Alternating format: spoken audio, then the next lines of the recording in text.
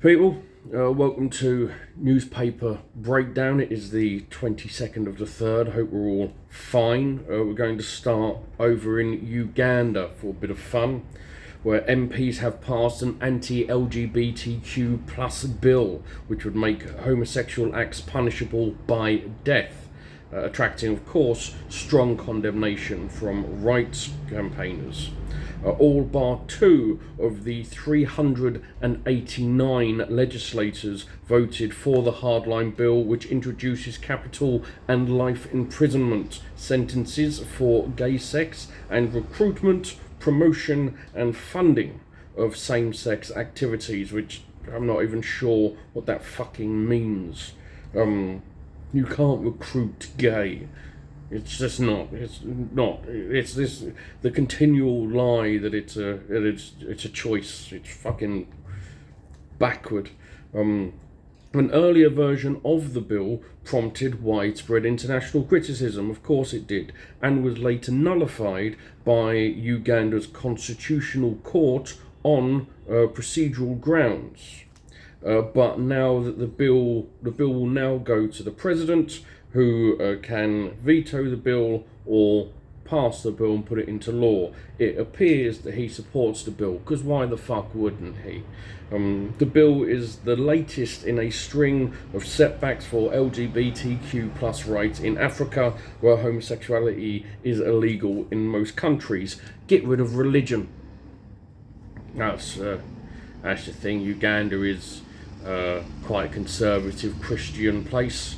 And people, religious people, like to talk on behalf of God and God's opinions.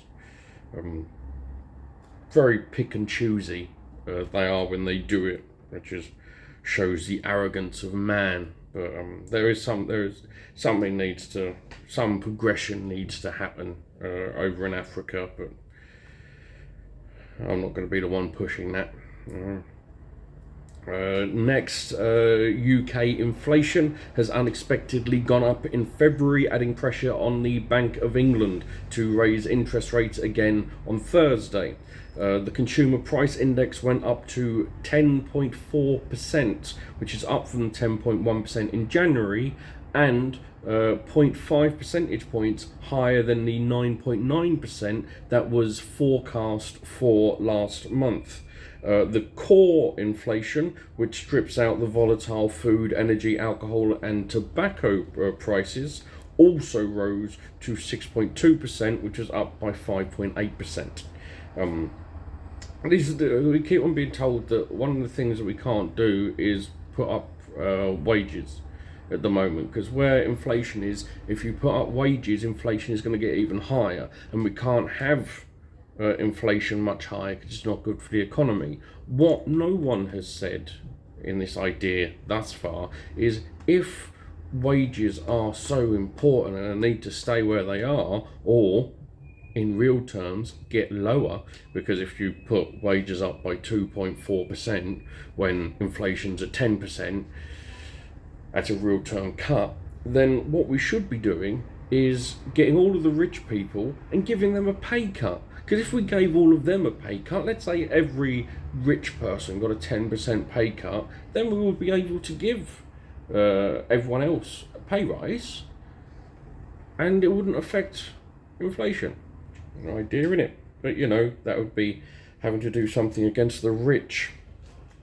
In a development that would not surprise anyone, former Prime Ministers Boris Johnson and Liz Truss, answer to the question, name two shit Prime Ministers, have said that they will vote against Rishi Sunak's Windsor Framework, which is a key part of Sunak's deal for Northern Ireland, on the vote today. They have said that the deal would leave the UK unable to fully take advantage of Brexit, which is a lie, of course, because there isn't an advantage of Brexit, and what we should be able to do is bitch slap everyone who lies about it. We should just be able to at this point. It's gone on long enough. Find the people who keep on lying about it, bitch slap them. That's what I'm suggesting. Of course, never do violence, shouldn't do violence, but the occasional fucking bitch slap to these knobheads. Nice idea. Don't do violence, kids. The framework aims to ease frictions created by Boris Johnson's Northern Ireland Protocol. Oven ready, perfect, fantastic, if we all remember. Bitch slap the fuck, never violence. It's the post-Brexit trade agreements for the region that have soured EU and UK relations and paralysed Northern Ireland's politics. The vote today will be on the so-called Stormont block. That allows members of Northern Ireland's Assembly to lodge objections to new EU rules being imposed. The New Deal also includes measures to reduce trade frictions between Great Britain and Northern Ireland, including a green lane system for goods not at risk of being sent to the EU. DUP and ERG, which is a European research group, are both against the deal because it's the only way they can continue to get attention if Brexit continues to go shit. Because their idea was shit. The whole implementation of it has been fucking dreadful, and they need it now. They need it to continue, so they've got something to make it seem like they're relevant. None of them know anything. We should really check for their own literacy at this point, because they are backward little fucks.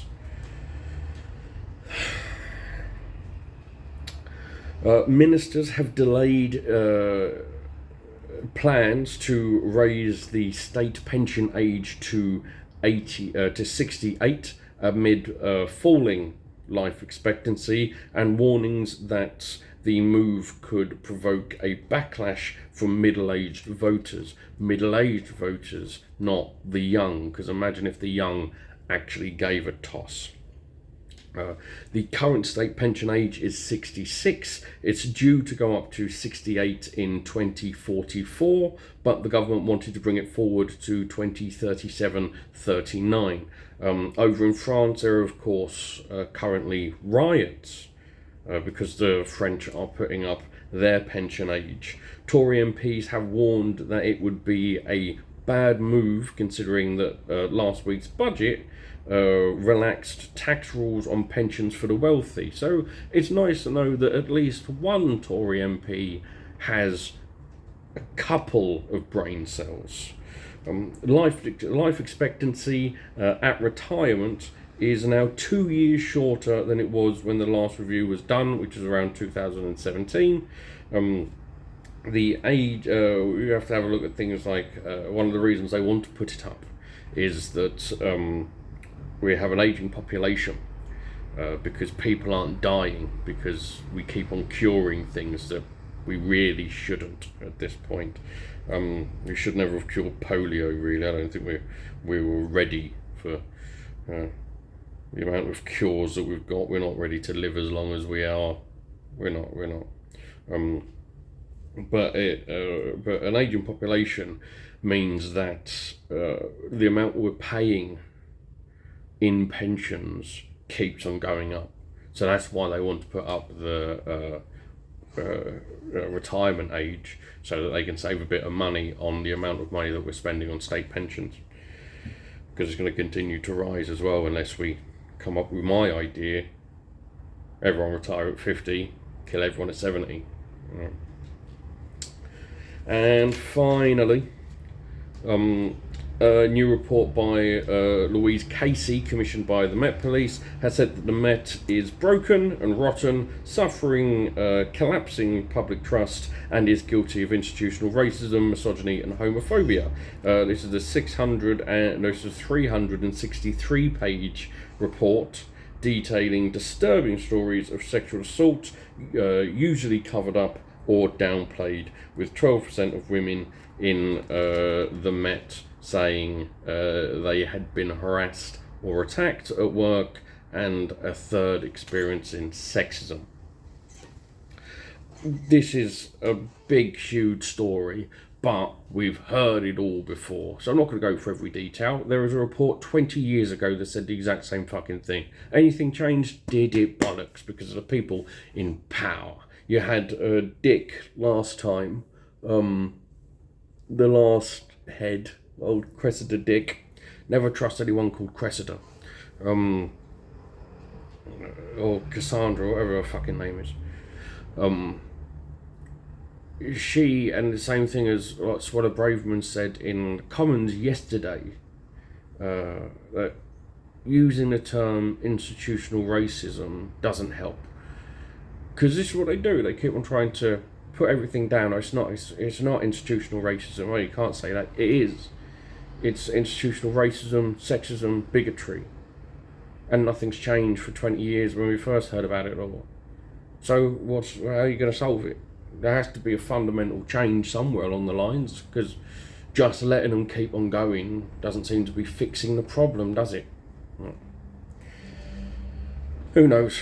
Right, well, that's enough of that. I shall speak to you soon.